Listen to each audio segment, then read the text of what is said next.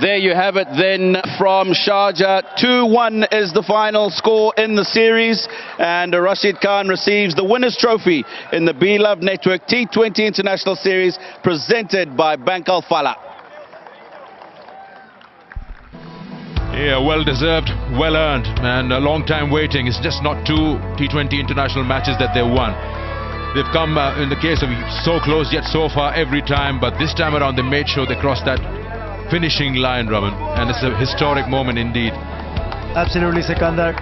Beating Pakistan in T20Is for the first time in the first ODI of the series, then notching up another win a couple of days later, taking a 2-0 unassailable lead, coming into the final match of the series, clinching the series already. I think it's fantastic. There have been a lot of firsts, a lot of historic achievements for this Afghan side.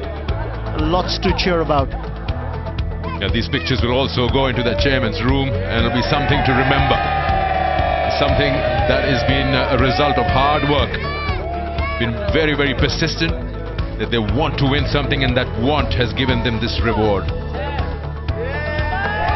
First ever T20I series win versus Pakistan. That's what Afghanistan have managed here at Sharjah, at the Sharjah Cricket Stadium.